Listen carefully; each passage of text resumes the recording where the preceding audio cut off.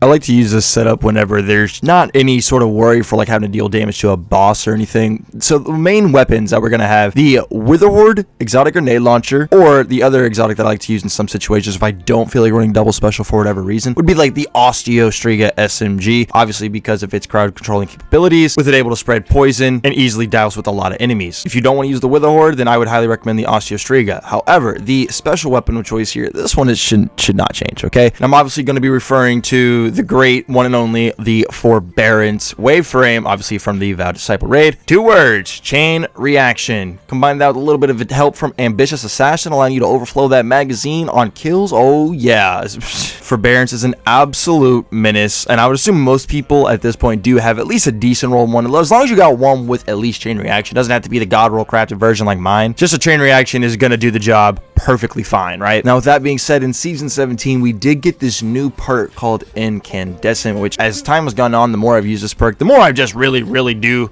enjoy using it, especially on solo 3.0 builds when you can build into scorch and things like ignition as well. So I definitely wanted to have some form of way to get incandescent on this setup, and that is why for our heavy weapon, we are going with the fixed odds LMG. Now, I made a video on this when I initially crafted mine, and still to this day, getting close to 4 months since the fixed odds was actually introduced inside of the game, I still see people that either don't talk about it, don't know it exists, or just flat out underrating this behemoth of a weapon. I feel as if incandescent is strongest on this gun over things like any primary you could get it with, just for the sole fact that it is a lower RPM, higher impact LMG, meaning you're going to be literally 1-2 shotting trash tier mobs and proccing that incandescent very easily. And especially if there is a group of enemies, you'll easily ignite them in about 2 or 3 kills with this behemoth of an LMG. Not the strongest for boss damage, but when you need to drop some adds, yeah dude, the fixed odds is going to be one of your best options, especially with incandescent. Mine has both field prep and incandescent, and there are a few encounters in particular where I find this gun to be at its best. Things like the totem encounter inside of King's Fall, and then things like exhibition over in the Vowed Disciple raid, right? The 3rd encounter. Since there are no bosses or overwhelming majors that you have to really deal with, this setup is at its peak in these types of situations. If you're using a witherhoard, literally fire forget that puppy. Forbearance can easily make light work of any trash tier mobs that you just need to get rid of instantly. And then for any enemies that are at a distance, at a range, bro, that's when you whip out that good old tried and true fixed odds and you just absolutely scorch and ignite those motherfuckers to kingdom come. See you later. If you haven't tried this style of setup, I highly recommend you at least do give it a shot, especially for any ad clear encounter or just situations where you just really got to focus on getting rid of all the ads. I'm not trying to call this a full-on build or anything, because literally I'm just talking about 3 to 4 weapons that are perfect to just absolutely decimate ads in any ad clear encounter, any ad clear situation. And obviously the weapons are going to kick ass no matter what subclass you're on or character you're on. If there's one thing to take away from this video, do not sleep on the fixed odds LMG.